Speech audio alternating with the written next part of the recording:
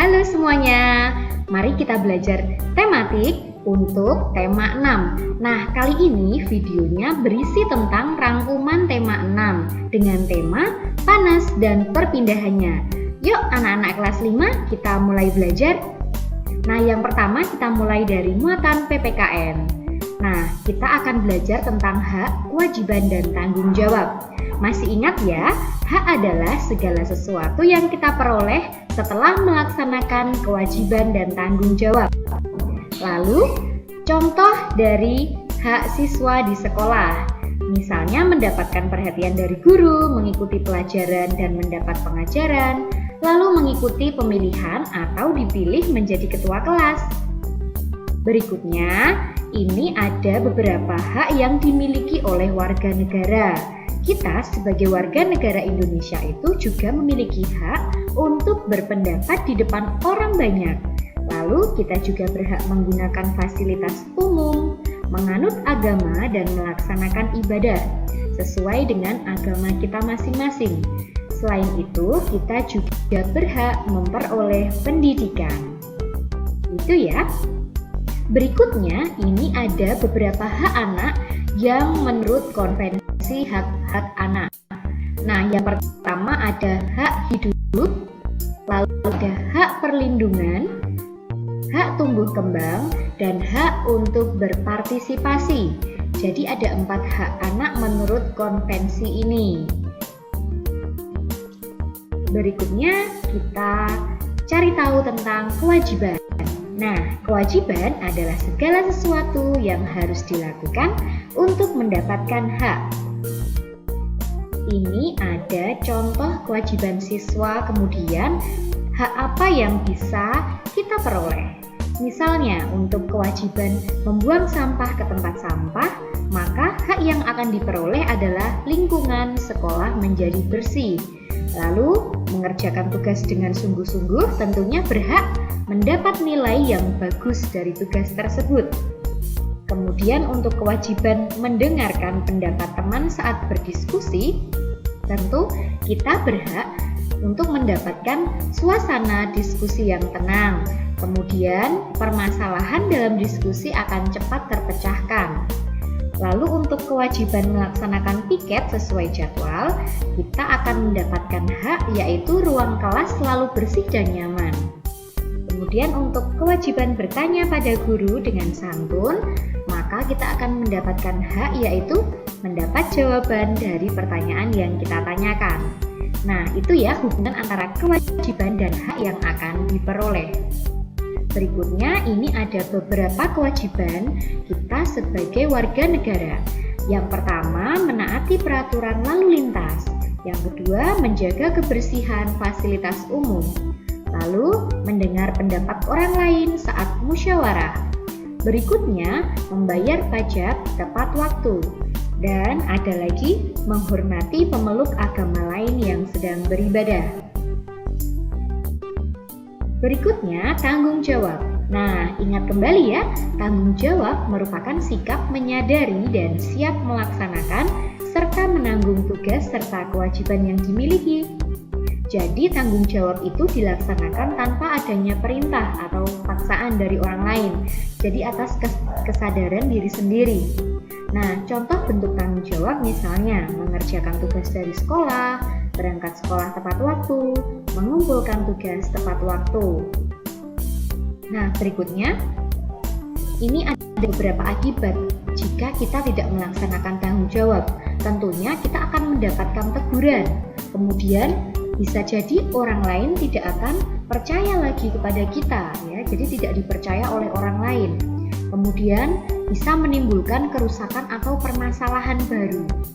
Lalu, tentunya bisa membuat hubungan sosial menjadi tidak baik. Maka kita hindari ya. Nah, kita harus menjadi orang yang bertanggung jawab. Berikut ada cara-caranya. Tentunya kita harus memahami tugas dan kewajiban diri sendiri. Lalu melaksanakan tugas dengan disiplin tanpa menunda-nunda waktu. Lalu, tidak mencari-cari alasan saat diminta untuk menyelesaikan tugas, kecuali memang kita sedang sakit atau ada keperluan mendesak. Lalu, jangan lupa mendahulukan kepentingan bersama di atas kepentingan diri sendiri. Dan tentunya kita harus menghormati hak-hak orang lain. Nah, mari kita laksanakan. Nah, anak-anak, berikutnya kita akan belajar bahasa Indonesia ya. Nah, yang pertama tentang teks eksplanasi. Kita ingat kembali, teks eksplanasi itu berisi penjelasan tentang berbagai peristiwa yang terjadi di sekitar kita, seperti fenomena alam, sosial, dan budaya. Nah, teks eksplanasi ini harus sesuai dengan fakta atau kenyataan. Kemudian kita akan melihat struktur teks eksplanasi. Ada 3 ya, ada pernyataan umum, ada penjelas, kemudian yang terakhir ada kesimpulan. Nah, di dalam teks eksplanasi itu kita bisa menemukan berbagai kata kunci. Kata kunci itu adalah kata-kata yang penting dan sering muncul di dalam teks. Nah, dari kata-kata kunci itu, karena mereka penting ya, bisa kita masukkan ke dalam ringkasan supaya teksnya tidak terlalu panjang. Nah, berikut ini ada langkah-langkahnya untuk membuat ringkasan teks eksplanasi ya. Tentunya yang pertama kita harus membaca teksnya dengan saksama, mencatat gagasan utama, lalu mengubahnya menjadi kalimat efektif, dan merangkai kalimat tersebut menjadi kalimat yang padu dan mudah dipahami. Dan jangan lupa gunakan kosakata dan ejaan yang baku ya. Berikutnya, yang bagian terakhir dari teks eksplanasi tadi ada kesimpulan. Kesimpulan itu adalah pendapat terakhir yang mengandung informasi berdasarkan uraian sebelumnya. Kesimpulan dibuat agar informasi yang diperoleh mudah diingat. Nah, berikut ini ada contoh cara membuat kesimpulan. Dalam teks eksplanasi, misalnya ada beberapa pernyataan dalam sebuah paragraf, ada pernyataan pentingnya, atau dalam 2 paragraf ada masing-masing kalimat utamanya, kita bisa menyimpulkan inti dari teks itu. Misalnya ini, untuk pernyataan pertama, panas dapat memengaruhi perubahan suhu benda. Kemudian yang pernyataan kedua, panas dapat memengaruhi wujud benda. Nah, dapat kita simpulkan karena ini sama-sama berhubungan dengan pengaruh panas. Nah, maka panas dapat memengaruhi perubahan suhu dan wujud benda. Jadi digabungkan dari pernyataan pertama dan kedua supaya ringkas. Selanjutnya, untuk kesimpulan teks media cetak. Nah, membuat kesimpulan isi teks media cetak itu dengan cara mengambil intisari dari informasi teks berdasarkan apa yang telah diuraikan melalui poin-poin. Nah, pokok pikiran dalam media cetak umumnya terdapat pada kalimat utama paragraf. Jadi, bagian terpenting atau intisarinya itu biasanya ada di dalam kalimat utama. Maka, jangan lupa ya, kamu harus bisa mencari kalimat utama dalam sebuah paragraf. Ingat-ingat kembali ya materi-materi sebelumnya. Selanjutnya, yuk kita belajar IPA. Nah, materinya adalah tentang kalor. Nah, ingat kembali ya, kalor itu adalah salah satu bentuk energi yang dapat berpindah dari benda yang suhunya tinggi ke benda yang lebih rendah suhunya. Kemudian, sumber energi itu adalah segala sesuatu di sekitar kita yang mampu menghasilkan energi. Nah, contoh-contoh sumber energi adalah matahari, listrik, kompor, dan gas. Nah, mereka bisa menghasilkan panas ya. Kemudian, ini ada perubahan wujud benda. Nah, kita ingat kembali ya bahwa wujud benda itu kan ada 3 ya. Ada padat, cair, dan gas. Nah, benda itu bisa berubah wujudnya ketika mengalami perubahan suhu ya, entah itu suhunya naik atau suhunya turun. Nah, ini ada penjelasannya dan juga contoh-contohnya, mulai dari mencair, membeku, menguap, mengembun, menyublim, dan mengkristal. Berikutnya, ini ada perubahan akibat perubahan suhu. Nah, ada yang kita sebut dengan pemuaian. Nah, pemuaian itu adalah perubahan suatu benda yang dapat menjadi bertambah panjang, lebar, luas, atau volumenya berubah karena terkena kalor atau panas, ya. Kemudian ada lagi penyusutan. Nah, ini kebalikannya. Penyusutan itu adalah perubahan suatu benda menjadi berkurang panjangnya, lebar, luas, atau volumenya karena terkena suhu yang dingin. Nah, kita akan melihat contoh-contoh dari pemuaian dan penyusutan. Nah, misalnya ada pemasangan kaca jendela dibuat sedikit longgar untuk memberikan ruang pemuaian bagi kaca saat terkena panas. Lalu, ban sepeda motor, mobil, atau ban sepeda ya, diisi udara yang tidak terlalu banyak agar saat ban memuai tidak mudah meletus. Lalu, kawat atau kabel listrik terlihat kendur dengan tujuan agar kawat atau kabel listrik tidak putus saat malam hari ketika mengalami penyusutan. Lalu, pemuaian yang terjadi pada gelas kaca. Berikutnya ada contoh, rel kereta api dibuat ada celah di antara dua batang rel yang bertujuan untuk memberikan ruang muai sehingga saat terkena panas rel tidak melengkung. Dan berikutnya penggunaan termometer menggunakan prinsip pemuaian, yakni saat air raksa pada termometer akan naik karena terjadi pemuaian setelah mendapatkan panas dari tubuh. Nah, itu tadi ya contoh-contohnya. Selanjutnya kita belajar tentang cara perpindahan panas. Nah, ada 3 cara ya, konduksi, konveksi, dan radiasi. Konduksi itu perpindahan kalor tanpa disertai perpindahan perantaranya. Nah, ini contohnya terjadi pada benda-benda padat ya, mencelupkan sendok logam dalam air panas, tangan memegang cangkir berisi teh panas akan merasa panas, lalu mentega meleleh di wajan yang sedang dipanaskan. Berikutnya konveksi. Nah, ini perpindahan kalor melalui perantara. Nah, ini bedanya dengan konduksi. Kalau konveksi itu zat perantaranya ikut berpindah. Nah, ini biasanya terjadi pada benda, gas, dan cair.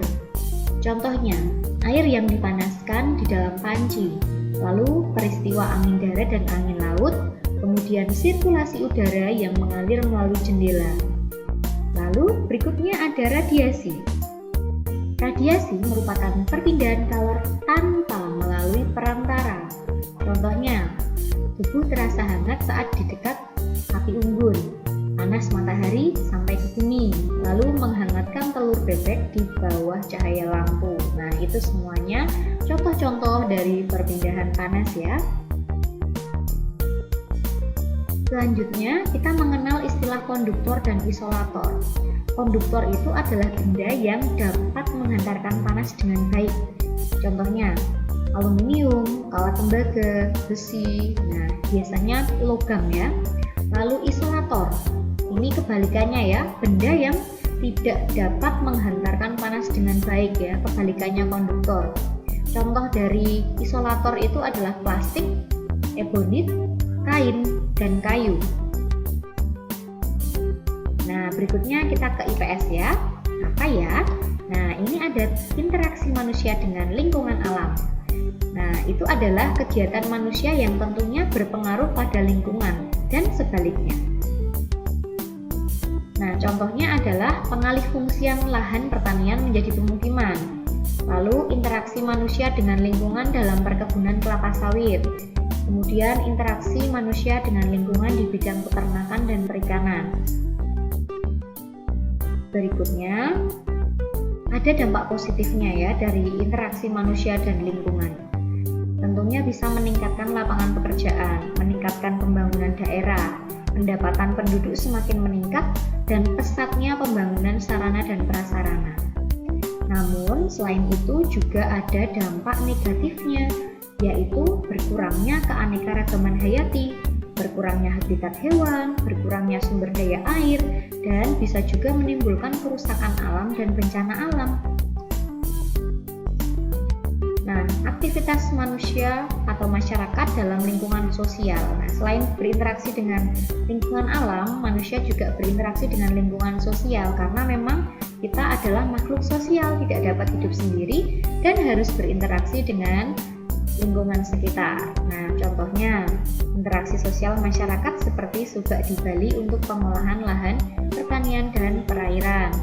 Lalu pembangunan ekonomi dan sosial budaya, sangat penting untuk kemajuan bangsa. Nah, contohnya interaksi kegiatan jual beli di pasar, pengadaan koperasi desa. Nah, untuk kegiatan perekonomian masyarakat, ini sangat dipengaruhi oleh letak geografis atau tempat tinggal. Jadi kondisinya memengaruhi apa kegiatan ekonomi yang dilakukan oleh masyarakat. Misalnya di pantai, tentu banyak masyarakat yang berkegiatan ekonomi sebagai nelayan, petani kelapa, petani mutiara, penjual cenderamata. Lalu kalau di sawah atau di ladang, ada petani cabai, petani padi, dan singkong. Kemudian ada penambak ikan, pengrajin kesenian. Ini untuk masyarakat di dataran rendah ya. Lalu ada pasar tradisional dan modern. Nah, sementara kegiatan perekonomian di dataran tinggi, di sektor pertanian itu ada perkebunan teh, perkebunan sayur. Lalu di sektor peternakan, biasanya masyarakat beternak sapi atau kambing. Nah, berikutnya, yuk kita lihat tentang SBDP. Yang pertama KD 3.1 ya, ini tentang gambar cerita. Nah, ciri-cirinya itu gambar cerita berisi tentang isi buku, harus menarik, dan terdapat judul buku yang ditulis dengan ukuran huruf lebih besar. Lalu ada nama penulis, ada nama penerbit buku. Ya, jadi di sampul itu pasti ada seperti itu ya, di sampul buku. Kemudian warna yang digunakan dapat menarik perhatian pembaca. Nah, supaya orang tertarik untuk membaca bukunya. Lalu teknik pewarnaan dalam pembuatan gambar cerita. Ada dua, teknik basah dan kering. Untuk teknik basah, menggambar menggunakan alat cat, ya, cat air, kuas, palet, dan kapas. Ini biasanya menggunakan pengencer ya, misalnya air atau pengencer cat minyak. Kemudian untuk teknik kering ini biasanya menggunakan krayon, pensil warna, dan spidol warna. Lalu untuk makna gambar cerita, jadi pada setiap gambar atau lukisan biasanya mewakili sebuah tema. Lalu dalam sampul buku itu mewakili seluruh isi bukunya atau inti dari isi bukunya itu. Jadi kita harus memperhatikan dengan teliti untuk mengetahui makna dari sebuah gambar itu. Nah, selanjutnya untuk KD 3.2. Nah, tangga nada. Tangga nada itu adalah nada-nada yang disusun secara berurutan dari yang paling rendah hingga paling tinggi. Lalu simbol pada tangga nada itu disebut notasi. Notasi adalah sistem penulisan nada yang dapat berupa angka, huruf, atau lambang not balok yang menunjukkan urutan nada. Nah, tangga nada pentatonis. Tangga nada pentatonis itu tangga nada yang terdiri dari 5 nada pokok yang tidak dilihat berdasarkan urutan tangga nadanya. Tangga nada pentatonis ini biasanya digunakan pada alat musik daerah ya, atau alat musik tradisional. Nah, tangga nada pentatonis dibagi menjadi dua, yaitu slendro dan pelok. Nah, ini kita akan pelajari terlebih dahulu yang slendro. Ini urutan nadanya terdiri dari 5 nada. Kemudian sifat lagunya itu gembira, lincah, dan riang. Ini ada intervalnya, lalu contoh-contoh lagunya. Berikutnya untuk tangga nada pelok. Nah, urutan nadanya ini 5 nada yang digunakan pada musik gamelan Jawa dan Bali. Ini ada intervalnya serta contoh dari lagu yang bertangga nada pelok. Selanjutnya pola lantai dalam tarian. Ini sudah KD 3.3 ya. Pola lantai itu merupakan garis yang membentuk formasi penari saat melakukan gerak tari. Jadi pola lantai ini dilakukan untuk memperindah pertunjukan tari. Ada 2 pola dasar dalam pola lantai, yaitu pola lantai lurus dan pola lantai lengkung. Nah, ini adalah beberapa contoh dari pola lantai yang berbentuk garis lurus. Ada horizontal, vertikal, diagonal, segitiga, zigzag, masih ada lagi ya yang lain. Kemudian Yang ini adalah pola lantai yang berupa garis lengkung. Ada berbentuk lingkaran, garis lengkung ke depan, dan garis lengkung ke belakang. Nah, itu tadi ya untuk materi kita hari ini.